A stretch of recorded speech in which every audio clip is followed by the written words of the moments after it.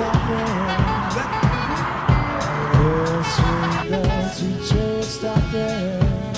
gonna see if we can't get the mothership in here tonight. Honor, praise, and glory be to Heavenly Father, Yahweh Bashem Yahushua, Wahakadash Rakah, the water Yahweh Bashem Yahushua, for giving me the Holy Spirit to be able to come back with another lesson, or hopefully something that can be edifying, exhorting, reproving, admonishing, instructing, correcting, defending and preaching the gospel, or prophesying. Double honors to the apostles and the elders at the great millstone, and peace and blessings to of Israel, of Yasha Allah, and peace and blessings to the faithful elect, all the faithful elect elders out there that are slated to be saved, as well as all those slated to be saved from the destruction that's currently coming upon the globe. You know, America, primarily America, and to all the wicked inhabitants hereof, according to the Bible. And those being slated to be saved being none other than the Israelites, who today are being known by bywords such as Black, Negro, African American, West Indian, Latino, Hispanic, Native American, Indian, Seminole Indian, so-called Black Hebrew Israelites, and Afro people scattered abroad. The men of these people simply teaching the true doctrine of the Bible, the way of Yahweh Bahasham, Yahweh Shah, and are living their life according to their doctrine, this doctrine in truth and sincerity. And the men, women, and children also of these people that have turned back, repented, and done the same. All right, they are living their life in, according to it in truth and sincerity. All right, Shalom. So this is a quick lesson, some quick effort of exhortation, exhorting, to comfort and strengthen, and that's what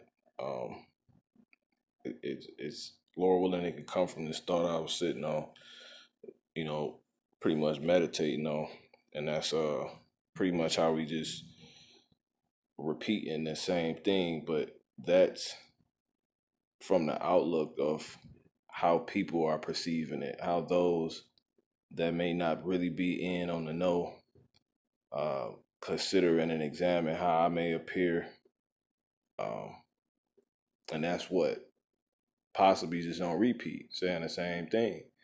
But nonetheless, what's interesting about it is all of how you look at repeat, that the simple notion of repeat. So, because it could be good or it could be bad, it's subjective. But ultimately, when you think of repeat, it's something great, because ultimately we're trying to win. And that's the main thing you want when you're all about winning in sports, which is what? Repeating. See that? So a repeat is a continuation of winning, and that's just how it hit me. So I just want to get this word repeat real quick. Repeat. Yeah, repeat. It says say again something one has already said, and then you get the synonyms that literally say sport. So that's spiritual. See, it's all subjective. So some people might, look at it, carnally, like we're just saying the same thing. Say again something one has already said. You just saying what you already said. You just saying what somebody else already said, or whatever it may be. It says do something again, either once or a number of times. So they might be seeing it like that. So that's what I was just sitting there thinking, like, you know what? We repeating. I might just be being perceived to be on repeat to the average, listener, or somebody that really don't know what's going on. I'm just perceiving how am I properly carrying myself in the right way to be taking, what's right according to the scriptures, that is. And nonetheless, it's all subjective, man, because when you go back into that synonym, it says sport. Now, the synonyms further than this, it says redo, replicate, duplicate, recurrent, frequent, persistent, or remittent. And the thing that it took me to with thinking that, like, dang, that's how it looked. And I was like, well, that's just how Noah was perceived. Noah looked like he was, just doing the same thing over and over, which people like to argue the fact that it's not really laid out that he preached, but it is. So real quick, I want to get that, and then I want to just get to the point. Noah preached, man.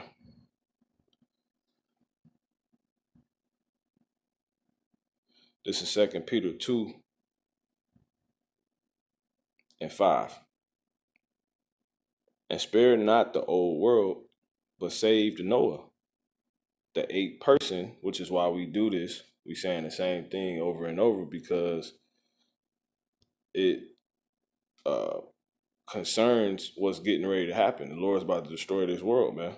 The world of Esau, the world of so-called white man, the world that, you so-called blacks, Latinos, and Native American Indians who are not probably in on this truth, or even if you are in, you're not in it on it sincerely, what you basically love, man. He's getting ready to destroy this world. That's the main message. So until it's done, you're going to keep hearing about it. It's like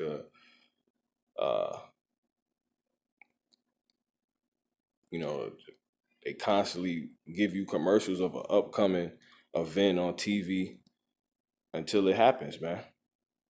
The Globe Awards, you're going to see that commercial however many times until it come up. But anyway, 2 Peter 2:5, and spared not the old world, but saved Noah, the eighth person, a preacher of righteousness, bringing in the flood. You see, so he's a preacher, bringing in the flood upon the world of the ungodly. See?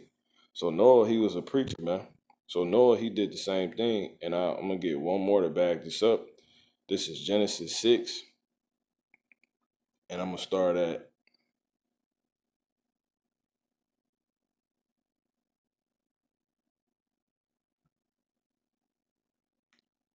three. And the Lord Yahweh said, my spirit shall not always strive with man, for that he is also flesh. Yet his days shall be 120 years. This scripture right here is telling us that Noah prophesied, man.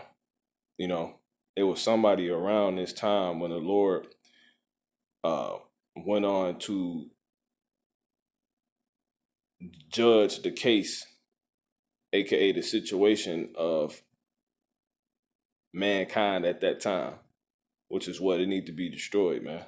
You see? So during that time, we can see in this verse that the Lord had someone preaching.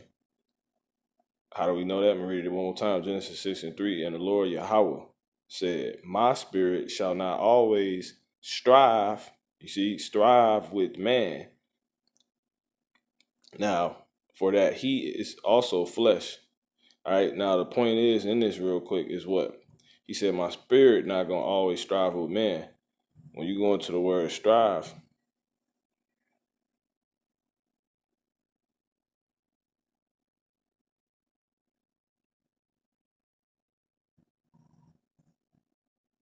you get the word dayan, and it means contend, and it also means to govern. That's the main word, to govern. To govern. So that means, what's the true government? Another word for government is law. See that? So he said, my spirit shall not always govern. That's the word right there for strive. Dayan in the Hebrew, which means govern. And you can't govern without instruction. And the instruction comes from what? The law. If you go down to Strong's definition, it says also to strive as at law. You see, as at law. So that's showing you what? That the Lord was saying he's not going to always have his word, the instruction given to. I'm not going to keep telling y'all how to live. Because he can't. Case in point, when you go to Proverbs 17:11, which I'm going to get real quick. You go to Proverbs 17:11, because the Lord is just. It say he bring his judgment to light every morning. He ain't gonna do any iniquity. All right. Now, when you go to Proverbs 17:11, it says, an evil man seeketh only rebellion. Therefore, now in order to rebel, you got to have something to, be adverse to, be insubordinate to, not adhere to, not take heed to. So an evil man seeketh only rebellion. Therefore, a cruel messenger shall be sent against him. That's the procedure. Now, he's not going to send that cruel messenger until one has rebelled, but you need something to rebel at.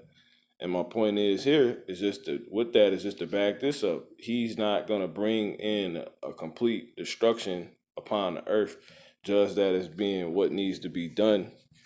Well, he can say that needs to be done, but it has to be supported due to, a series of actions, according to the conduct. It say he gives every man according to his ways. So if you're rebelling, that means you're going against something. Now, the scriptures say also, he that hated me loved death. In order to love the Father, you got to do what he say, man. You got to keep his commandments. For this is love, that we keep his commandments. You see, 2 John in the 6th verse. Now, if you don't do that, that would be what? A form of, that would be, action, or basically rebelling, man. And at that point, he sends destruction your way, man. And you're rebelling ultimately against what? What he told you to do. And what he told you to do is the true government. Govern yourself. See? And to govern someone, and to be governed, you have to have what? Instructions. And the instruction is the law. So that's that. Now, when you go simply back into the verse, it says, and the Lord, Genesis 6:3, and the Lord Yahweh said, my spirit shall not always strive with man. See, meaning it's not going to always be here I'm not going to keep telling you. I'm not going to keep governing you. For that he is also at flesh. He is also flesh. And we know what that means because it tells us that when you in the flesh, it's contrary to the spirit. It tells us this in Romans, the 8th chapter, just to prove that the Lord's word was here, and somebody had to be bringing it up, because they couldn't have got judged if they wasn't able to be held accountable.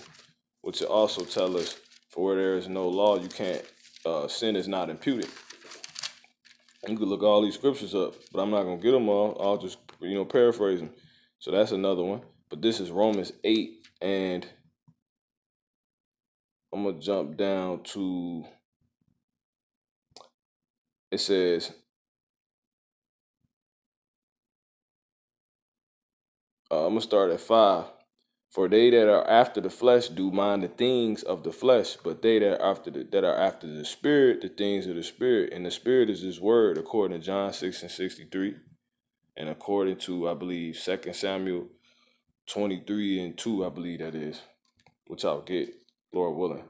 It says, for to be carnally minded is death. That's why they brought death. Death was brought because they were being carnally minded. They weren't minding the spirit, which is what? The word, which is what? The instruction, the government of the Lord. You see, it says, but to be spiritually minded is life and peace. So clearly that wouldn't happen if they were being spiritually minded, meaning what? Governing themselves according to the word. It says, because the carnal mind, listen, this is the point, because the carnal mind is enmity against God, for it is not subject to the law of God, neither indeed can be. So then they that are in the flesh cannot please God. See, so the flesh, aka, is known as what? The carnal mind. And it's against the Heavenly Father, and it's not subject to the law, and can't be. So this is why you have Genesis 6:3 saying, and the Lord said, my spirit shall not always strive with man, for that he also is flesh. You see, yet his days shall be 120 years. So he said, it's not going to always strive with you. It's not going to always govern you. I'm getting ready to take you out. You have an appointed time given to you. That's what this is really going into. All right. And a further proof, so that's telling you what? But let me get these ones I caught real quick. John 6:63. I'm gonna grab that really quick. And it reads what? It is the spirit that quickeneth. It is the spirit that quickeneth. The flesh profited nothing. The words that I speak unto you, they are spirit and they are life. Yeah, the Lord's going to give us the words we need to follow and adhere to in order to live and not be destroyed. And then I'm going to get this real quick. This is 2 Samuel 23:2. Spirit of the Lord, Yahweh, spake. You see, the spirit of the Lord, Yahweh, spake by me, and his word was in my tongue. So the spirit is just the word. See that? So when you read this verse again, Genesis 6:3, and the Lord Yahweh said, my spirit, meaning his word, shall not always strive, meaning govern, you see, with man, for that he is also flesh. See, you torn it between two places. These mugs wanted to be carnal minded, yet his days shall be 120 years. So that's telling you that the law was around, and somebody got to be able to bring the law out. Now, I'm gonna read down real quick just to prove my point. The point on this, I'm gonna jump down to 5. And God saw that the wickedness of man was great in the earth, and that every imagination of the thoughts of his heart was only evil continually. And it repented the Lord Yahweh that he had made man on the earth, and it grieved him at his heart. And the Lord Yahweh said, you know what I'm saying? They judged the case. I will destroy man whom I have created from the face of the earth, both man and beast, and the creeping thing, and the fowls of the air, for it repented me that I have made man, that I have made them. See? Why? Because they was given the right way, but they were rebelling. They were rebelling. So the Lord sent them cruel messengers, man. They brought that flood. Now that's the point. But Noah found grace in the eyes of the Lord. Now I wonder why. Jump back to 3. And the Lord said, my spirit shall not always strive with man. You see? For that he is always flesh. His spirit is the word, and striving means to continuously govern, go back and forth with you. You know, prove you to be wrong, show you the right way. I'm not going to always do that, right? But let me jump back down. Genesis 6:8. But Noah found grace in the eyes of the Lord. I wonder why. These are the generations of Noah. Noah was a just man, you see, and perfect in his generations. And Noah walked with God. See? Now, how could that be how would that be able to be determined if there's no law? If there's no order to be given, if there's no standard that's been laid out. Now, the thing is the comparison of Noah. Like I said, repeat. These people just possibly looking at it on repeat, but the whole point of why we repeating this message is just because the show has not hit yet, man. You're gonna see that the commercial, that trailer, them air it however many times to usher in that show, man, until that show hits. So that's gonna be on repeat, and that's why we're on repeat. But like I said, it's subjective because it's all on how you look at it. We doing it because we really want to win. We doing it because we don't want to be destroyed. You know, and nonetheless, Noah did this, and Noah was saved. How we know this? Genesis 6:3 further showing it.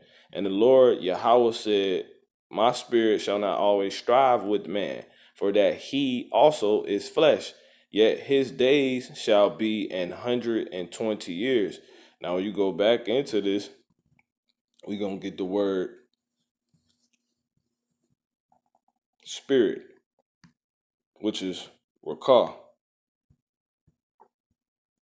Some Israelites say the ruach. And it says what? Prophetic spirit. Is that enough? No, let's jump down a little bit further. As impelling prophet, to utter instruction or warning, as impelling prophet to utter instruction or warning. So he said him constantly having somebody warn you, his prophet warn you, is not gonna, and who's actually governing you, you're not gonna keep doing that, man. I'm appointing the time for you to get it right. See? So who was doing that? If the only person that was saved was Noah, who was this prophet, and who was this? If this was Ruach, mean spirit, my spirit shall not always strive, meaning his prophet, impelled to utter instruction or warning, is not gonna always govern man.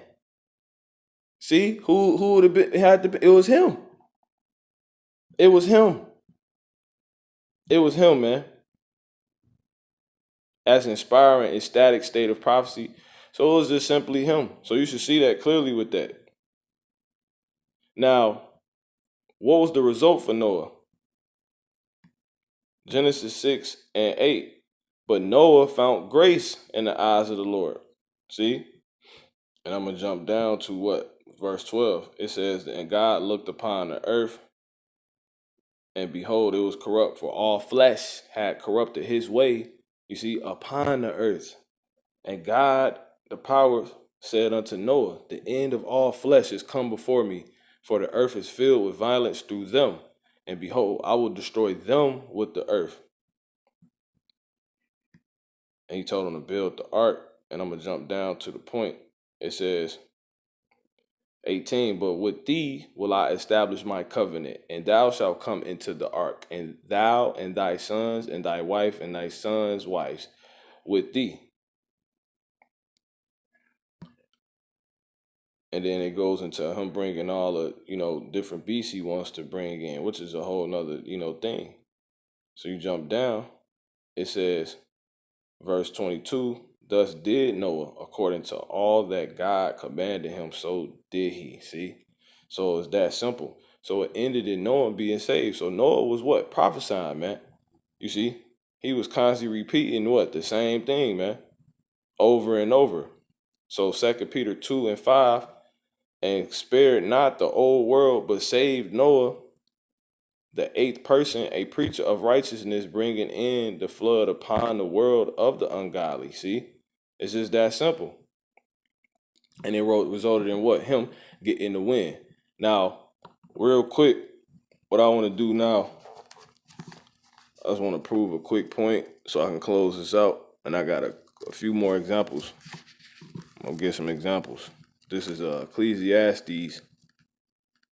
Because like I said, the repeat thing, looking like you on repeat, is subjective as far as it being good or bad.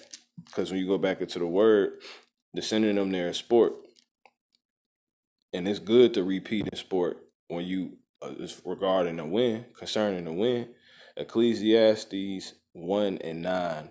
The thing that hath been is that which shall be, and that which is done is that which shall be done, and there is no new thing under the sun.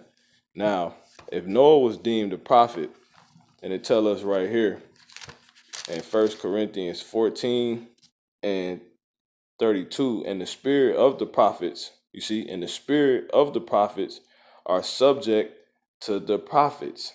See? So pretty much the same. If the tree was green, it's going to continue to be green. If the tree, the seed once brought forth, the strawberry seed once brought forth a strawberry, it's going to continue to bring forth strawberries. So if repeating what the Lord says is going to happen, it's going to get you saved. It's going to get you saved, man. You see what I'm saying? And it's going to bring a win. So it's a repeat, man. You know, when you think of the Bulls, they did the very same things they needed to do the first year they won. And then they did that same thing, exactly what it took again to win the next year. And they won again. And that's a what? That's a repeat, man. You know what I'm saying? So it makes sense. So it's really that simple. And I want to get a quick example to show the spirit of the prophets. You know, the procedure, the same way that is continuously seen in this, man. Because when you go down to when you think of Lot, it actually tell you about that right here, 2 Peter 2:6, and turning the cities of Sodom and Gomorrah into ashes, condemn them with an overthrow, making them an ensample unto those that should live ungodly, and delivered just Lot, vexed with the filthy conversation of the wicked. Now, how was Lot? What was going on with Lot? This is Genesis 19 and 5. And they called, matter of fact, real quick, let me grab this. This is Jeremiah, 44 and 4. And it says what? Howbeit I sent unto you all my servants, the prophets, rising early and sending them, saying, oh, do not this abominable thing that I hate. You see? And now that's it. That's all the prophets would do. They would just tell you what the Lord said. What he said don't do is that, and that's simple. And it resulted in what? Continuously, always a win. And it's going to repeat every time that same path is carried out. The thing that has been is that what shall be. You see? For there is no new thing under the sun. So a prophet being set up, the prophet, whoever it is, telling you don't do this, you can't do that, that's going to result in what? That's going to repeat the same action of Noah, the same result of Noah, who was a prophet. He was set up to tell these people don't do this, and it went. He got a win. And then Lot did the same thing. Abraham did the same thing, but Lot did the same thing, specifically talking about, and it resulted in him getting the win, right? Once again, Jeremiah 44 and 4, howbeit I sent unto you all my servants, the prophets, rising early and sending them, saying, oh, do not this abominable thing that I hate. Genesis 19 and 5. And they called unto Lot and said unto him, where are the men which came into thee this night? Bring them unto us that we may know them. And Lot went out the door unto them and shut the door after him and said, I pray you, brethren, do not so wickedly. See? And it's just that simple, man. And it resulted in what? Them getting judged, destruction coming to them, and Lot being told, I'm going to save you. And Lot got saved, which is exactly what this says. 2 Peter 2 and 6. And turning the cities of Sodom and Gomorrah into ashes, condemn them with an overthrow, making them an ensample to those that should live ungodly, and deliver just Lot. So Lot is our example of those that want to win and be delivered, vexed with the conversation of the wicked. See, for that righteous man dwelling among them in seeing and hearing, vex his righteous soul from day to day with their unlawful deeds. So he continuously was telling these people, he was continuously opposed against this. And it resulted in what? A win. And that's the same follow-up. That's a continuity from Noah, Abraham, Lot, everybody that was, set up as prophets. And I'm going to get one more example with Jeremiah. Jeremiah 37 and 12. Then Jeremiah went forth out of Jerusalem to go into the land of Benjamin. You see, to separate himself thence in the midst of the people. And when he was in the gate of Benjamin, a captain of the ward was there, whose name was Arijah, the son of Shelemiah, the son of Hananiah, and he took Jeremiah the prophet, saying, thou fallest away to the Chaldeans. Then said Jeremiah, it is false. I fall not away to the Chaldeans. But he hearkened not to him. So Arijah took Jeremiah and brought him to the princes.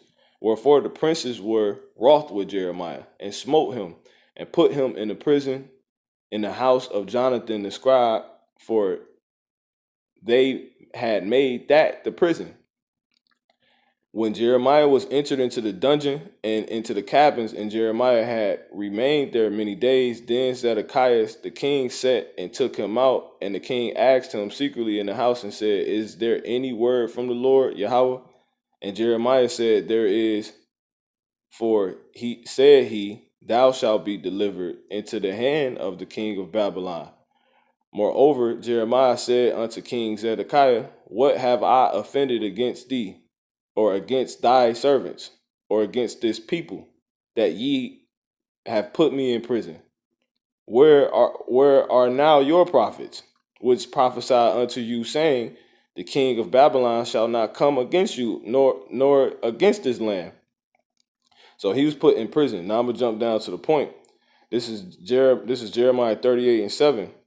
I'm gonna start at 6. It says,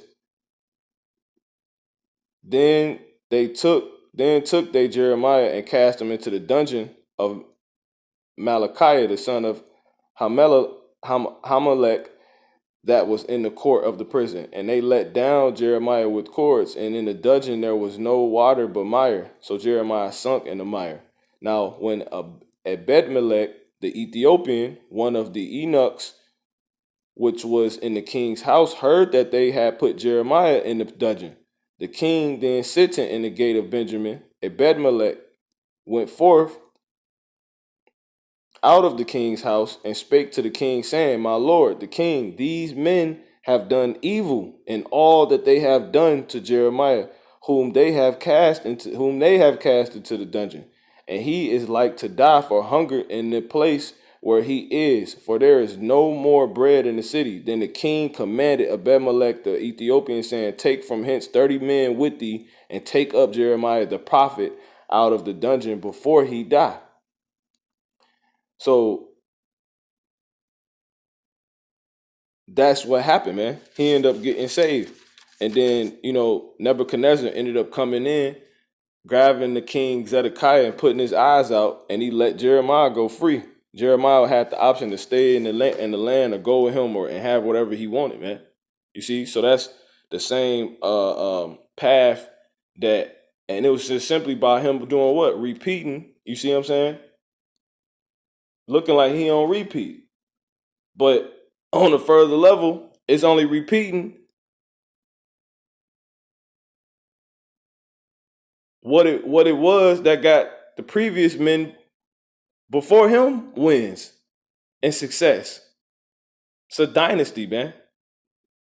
So that's pretty much it, man. So we can look like we don't, repeat all day long, but it's all subjective. Going back into the word repeat, when you go into the synonyms, it say redo, replicate, duplicate, recurrent, frequent, persistent, unremitting, sustained, continuing, insistent, constant, ceaseless, regular, periodic, many, numerous, a great many, countless. See? And I'm going to get one more scripture to close this out. And Lord willing, this has been edifying. This is Hebrews 6, and I'm going to start at 10. "For God, the Heavenly Father, Yahweh Shema Shah, is not unrighteous to forget your work and labor of love, you see, which ye have shewed toward his name, and that ye have ministered to the saints, and do minister. And we desire that every one of you do shew the same diligence to the full assurance of hope unto the end, that ye be not slothful, but followers of them who through faith and patience inherit the promises," man. See, for when God made promise to Abraham, because he could swear by no greater, he swore by himself, saying, "Surely blessing I will bless thee, and multiplying I will multiply thee." And so after he had patiently endured, he obtained the promise. So that's all we got to do is keep enduring looking like we don't repeat, in the most simple way, but understanding on the further level now is subjective, man. You see what I'm saying? This the same thing that you want to repeat, man, because it's going to repeat the continuous, the same thing that brought success, that it's going to continue the same path of the likes of Jeremiah, Abraham, Lot, Noah, and it's going to bring ultimately the result that they got, which is some victories, man. And it's the same type of and it's seen even in the carnal world, when the Bulls won that first season, they had to look like they was just on repeat. You see what I'm saying? They just winning again. They just doing it again. Practice all over. Doing, and then it resulted in what? A repeat, man. You see what I'm saying? A repeat of the previous season. Practice, games, 8 points, sweating, getting hurt, staying focused, training, having the haters, scoffers, suffering all that, enduring through all that to what? Win. And then they did that all over again. They brought what? A repeat. So we repeating exactly we repeating, those that have been before us, man, with our forefathers, like I said, the likes of Jeremiah, Abraham, Noah, Lot, etc., man. See what I'm saying? And ultimately, Yahweh shot, man. Because look at everything he got. So Lord has been edifying. Till next time, I'm going to say shalom.